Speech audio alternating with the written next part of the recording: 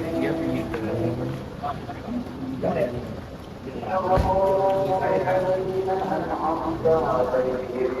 ya gimana lagi saya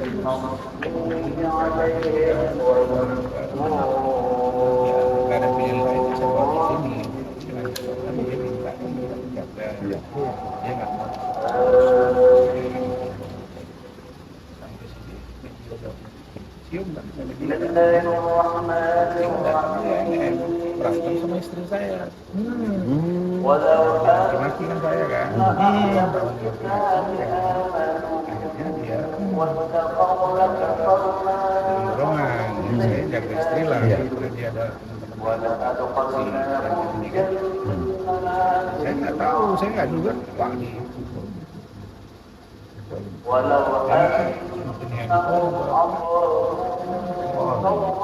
Iseng dong nanti. Kok bisa didalami? udah dari Kok dengan polisi bisa berani ya? lah bukan FBI makanya kita laporin kalau juga kasar di atas Oh, oke om ya. ada proses Bang, mungkin tadi sedikit gimana Ayo, bang? ayo dek, mati. kenapa Tadi sedikit gimana mungkin akhirnya apa pecah tadi seperti itu bang? begini saya kan pertama dia perempuan jadi saya tidak mau jangan sampai tangan saya ke dia. Yang kedua, ini kan istri saya mendengar saya dimaki, ya tentu dia marah. Dan NM ini mancing dan dorong-dorongan, dan dia pukul lah kepala istri saya kan. Ya saya, dia menurut istri saya udah mau balas, saya bilang jangan. Nah, kemudian saya dengar juga wartawan dibentak-bentak kan. Apa ini? Ya, sementara Loli dia megang tangan istri saya terus karena Lolinya nggak mau, saya nggak mau ditinggal tante, saya mau di rumah tante, saya mau di rumah om. Mulai hari ini saya tunjuk Om Rasman kuasa hukum saya mau tidur rumah om, saya nggak mau itu. Jadi saya melerai istri saya dengan NM, jangan sampai berantem, orang pada nonton, maksudnya orang pada mengamankan, jangan sampai ribut. Nah, saya nggak tahu tiba-tiba karena dia nggak berhasil apa istri ke saya, ya udah. Jadi tadi ya saya kira ini harus ada pembelajaran hukum dan ya menurut saya NM ini mempertinggi tempat jatuh gitu, gitu. Ya sudah, jadi saya tadi bilang ini nggak ada cerita, saya buat laporan langsung diterima. Kemudian kita baru selesai visum, ya sudah ketemu dengan Pak Kasat, udah satu, bahkan kacamata saya makanya kacamata saya bengkok nih. Itu ini kena pukulnya tuh bang? Ya kan kalau saya lihat itu tangan dia sama handphone dia gitu. Ya itulah pribadi dia gitu. Tapi saya jujur ya, saya malah makin semangat untuk membantu Loli. Setelah Loli tadi bercerita dengan penuh air mata, kalian dengar sendiri dia histeris. Nah, saya melihat, ya saya bilang sama Loli kamu sabar. Nah, ini harus kita lalui dan kamu harus bersabar sampai dia juga bilang dia 28 Mei dia akan 18 tahun. Jadi ini saya kira bukti ya kepada masyarakat bahwa saya all out bela klien saya. Dan yang harus kita ingat bahwa kasus ini sudah berjalan. Lolinya pun sudah tidak sabar. Kenapa? Karena di safe house itu menurut dia justru tidak aman dan tidak nyaman. Nah, seperti apa? Dia sudah ceritakan bahwa di situ bergabung dengan ini macam-macam.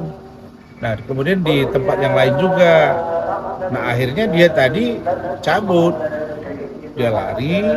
Nah, tiba-tiba saya pulang dari pengadilan, terus saya pergi ke tempatnya persemayaman rekan kita Alvin Lim. Saya wawancara di sana lama, kemudian saya sampai rumah, tiba-tiba ada telepon yang saya nggak lihat siapa, saya biarin, miss call terus. Tahu-tahu dia bilang, saya Loli, saya nggak percaya, karena Loli, ada banyak orang yang mengatasnamakan Loli ke saya. Nah, tiba-tiba dia kirim voice note, saya dengarin, loh kok mirip. Nah, akhirnya Om izin saya video call. Nah, video call lah, kaget lah saya udah buka baju, saya udah mau ganti sarung. Kamu lagi di mana om? Saya di depan kantor om.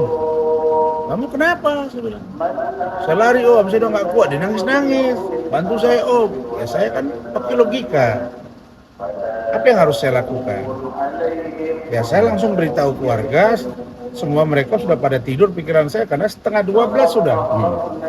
Ya kan? Nah jadi saya berpikir ya sudahlah kalau memang demi kebaikan ya saya juga jaga. Kamu diantar sama siapa? Saya pakai Gojek om, Maxim. Mana orangnya? Telepon sama saya. Bapak jangan pergi ya. Nah, tunggu di situ.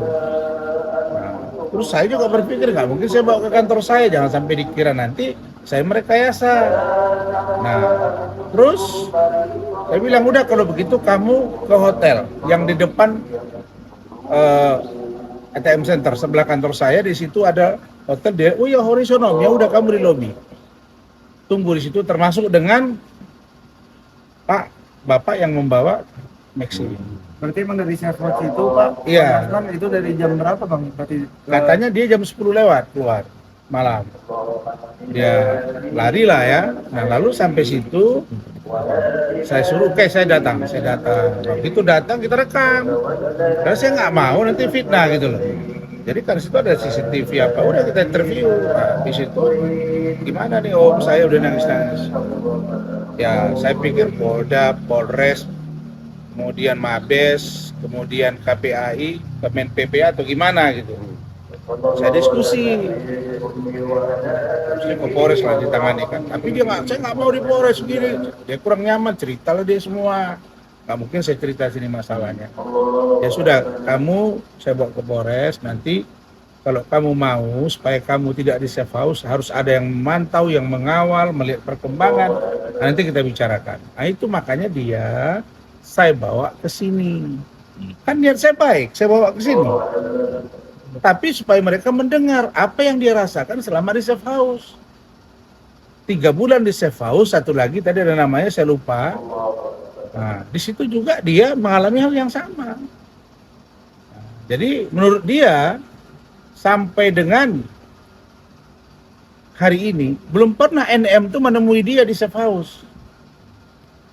Jadi selama ini NM tuh ngomong jumpa apa nggak ada. Dan menurut pengakuan dari Loli, pengacaranya juga nggak pernah dampingi Loli. Nah, jadi kalau menurut saya ini kasus serius. Melebar kemana-mana, tapi tetap harus fokus. Ini harus tuntas.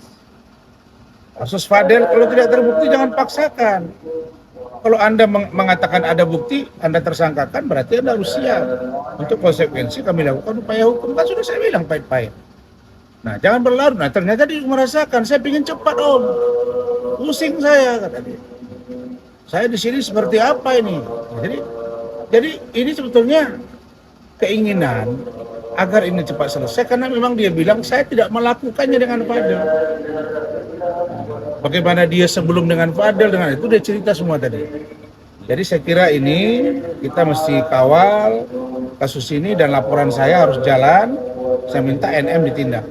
Bang, Harus ditindak. Dan ini bukti lukanya. Ya, saya sambil naik ya. Bang, nanya apa aja Bang selain dari yang di kening Bang? Bang, tapi Bang, mungkin sedikit tentang luka ini Bang. Di bagian mana Bang yang luka? Ini. Ini luka yang tadi Bang, yang sempat kena terpukul itu Bang ya? Apa? Luka yang tadi yang sempat kena terpukul itu atau gimana? Bukan terpukul, dipukul. Oh, dipukul sama siapa Bang? Nikita Mirzani lah. Selain abang yang tadi yang kena siapa Bang? Tadi kan sempat ada Istri saya. apa yang luka Bang? Dia dipukul kepalanya. Ya cuma tangannya tadi ada biram lah. Tapi saya pikir dia nggak usah lah. Karena ini memang langsung fakta. Saya bukan apa-apa, ini dia perempuan. Kalau laki kita gas lah. Jadi makanya tadi saya mau coba-coba masuk pengacaranya, saya nggak usah campuri lah. Urus saja klienmu, saya bilang. Nggak usah sok inilah. Tadi kan datang Fahmi kan. Nah, saya itu ya jantan ke jantan gitu ya. Tapi sekarang gini, ada orang minta tolong ke saya. Fadel datang dengan keluarganya, nangis, saya tolong. Salahkah saya? Saya kan disumpah untuk bantu orang yang menurut saya pantas saya bantu. Terus ada orang lari dari safe house yang kita tahu bahwa selama ini safe house itu tempat yang aman, nyaman. Dia minta tolong ke saya, datang ke kantor saya. Kira-kira kalau saya tolong, dia lari atau bunuh diri, siapa bertanggung jawab? Kan kasihan. Saya dengan niat baik bawa ke sini gitu, untuk didengar keterangan dia, apa yang dia rasakan, supaya pindah dari safe house. Nah, pertanyaannya sebelum dapat tempat yang representatif, yang benar-benar bisa diawasi oleh kami juga, karena dia minta saya kuasa hukumnya supaya betul-betul netral, dia minta di rumah saya dulu. Itu permintaan dia, dan dia sudah buat surat pernyataan. Ya? Oke, thank you Bang. Ya, thank you ya. Thank you. naik dulu ya Bang. Ya, saya naik dulu. Yuk. Yuk.